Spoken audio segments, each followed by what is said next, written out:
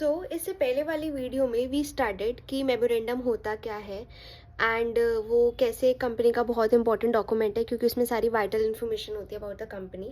Now इस वाली चीज़ में हम पढ़ने वाले हैं ऑल्ट्रेशन ऑफ एमओए। क्या जो हम इनकॉर्पोरेशन के टाइम एक एमओए बनाते हैं कंपनी का which is memorandum of association, क्या हम उसको ऑल्टर कर सकते हैं? तो देखते हैं एक्ट क्या कहता है। ऑल्ट्रेशन ऑफ नेम क्लॉज, हाँ हम मेमोरेंडम को ऑल्टर कर सकते हैं। पहले कंपनी का नाम कुछ और था, अब हमें नाम चेंज करना है तो हमें एमओए को ऑल्टर करना पड़ेगा। तो अगर आपको इंटायर नेम चेंज करना है, पूरा ही चेंज करना है नाम, तो आपको स्पेशल रेजोल्यूशन पास करना पड़ेगा, सेंट्रल गवर्नमेंट का अप्रूवल लेना पड़ेगा एंड देन INC 24 फाइल करना पड़ता है। Also MGT 14 to ROC। But अगर आपको सिर्फ एडिशन या डिलीट करना है, लाइक ऑलरेडी एक नेम था उसमें सिर्फ ऐड करना है या कुछ डिलीट करना है, तो क्या प्रोसीजर है? तो है SR आपको पास करना पड़ेगा MGT 14 to ROC। No need of central government permission, आप SR पास करके भी नाम चेंज कर सकते हो। देन आता है INC 25। ये किस लिए होता है? अगर जब आप नाम चेंज करोगे ना INC 24 में, तो आपको एक फ्रेश सर्टिफिकेट ऑफ इनकॉर्पोरेशन मिलता है वो न्यू नेम का, दैट इज़ INC 25। तो प्रोसीजर क्या है मैं आपको एक बार वापस क्रक्स में बताती हूँ। सबसे पहले जनरल मीटिंग होगी, उसके अंदर स्पेशल रेजोल्यूशन पास होगा, उसके बाद हम सेंट्रल गवर्नमेंट से अप्रूवल लेंगे, देन हम फाइल करेंगे INC 24, then MGT 14 to ROC। ये दो फॉर्म्स जाते हैं। जब हम ये सब कर लेंगे तो ROC हमें एक फ्रेश सर्टिफिकेट ऑफ इनकॉर्पोरेशन देगा इन INC 25।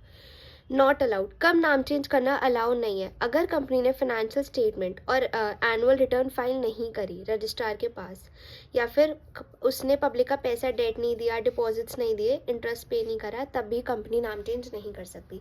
बेसिकली अगर वो कंपनी डिफॉल्टिंग कंपनी है, उसने अभी तक पैसे पे नहीं करे हैं, या फिर एनुअल रिटर्न फाइनेंशियल स्टेटमेंट वगैरह कुछ भी फाइल नहीं करी है, देन अलाउ नहीं है कि वो अपना नाम चेंज कर सकती है।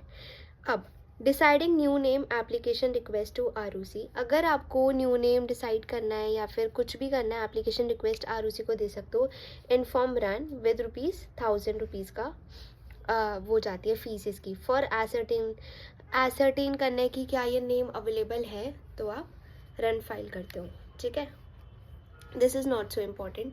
देन आता है alteration in the object clause. अभी हमने पढ़ा नाम, कंपनी का नाम चेंज करना है। अगर आपको ऑब्जेक्ट ही चेंज करना है, बेसिकली ऑब्जेक्ट में क्या लिखोगे? जैसे आपकी कंपनी का बिजनेस है रिलेटेड टू 1 सेकेंड जी, तो अगर आपको अपना मैन्युफैक्चरिंग से आपको फॉर एग्जांपल ट्रेडिंग में शिफ्ट होना है, तो अगर उसके लिए आपको ऑब्जेक्ट लॉस को चेंज करना पड़ेगा, तो उसका क्या प्रोसीजर है? Alteration in object by way of SR। आप स्पेशल रेजोल्यूशन पास करते हो एंड फाइल करते हो MGT 14। तो बेसिकली जब भी आप अपना ऑब्जेक्ट क्लॉज को चेंज करते हो तो you need to pass SR special resolution and MGT 14। एक और चीज़ है requirement for change in object, company raise money. Okay, अगर आपने पैसे लिए हैं पब्लिक से एंड उसके बाद वो पैसे के लिए आप कोई और उस पैसे को डाइवर्ट करना चाह रहे हो, देन क्या क्या रिक्वायरमेंट्स है, ये इंपॉर्टेंट है, ये आ सकता है, इसको ध्यान से पढ़ो। कि अगर आपने पैसे लिए हैं, फॉर एग्जांपल मैंने आज पब्लिक से पैसा लिया है कि मेरे को इन्वेस्ट करना है रियल एस्टेट में, बट नाउ अब मेरा मूड चेंज हो गया, now I want to invest in shares. ठीक है, तो मैं क्या पब्लिक अपना ऑब्जेक्ट चेंज कर सकती हूँ। उसकी क्या कंडीशन है? सबसे पहले मुझे SR पास करना पड़ेगा, postal ballot. What is postal ballot? ये section 110 of the companies act में डिफाइंड है, हम आगे पढ़ेंगे, बट मैं आपको बता देती हूँ। इसमें क्या है, जनरल मीटिंग करनी नहीं पड़ती, आप बाय वे ऑफ पोस्टल सारे शेयर होल्डर्स को सेंड कर देते हो एंड अगर वो इस चीज़ से एसेंट है या फिर अग्री करते हैं तो वो अपना रिप्लाई दे देते हैं। तो आपको स्पेशल रेजोल्यूशन भेजना है थ्रू स्पेशल रेजोल्यूशन पास करना है through postal ballot. Second condition आती है details of such resolution in newspaper.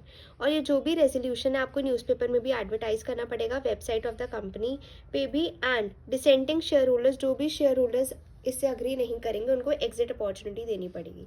तो 4 कंडीशंस हमने इसमें पढ़ी।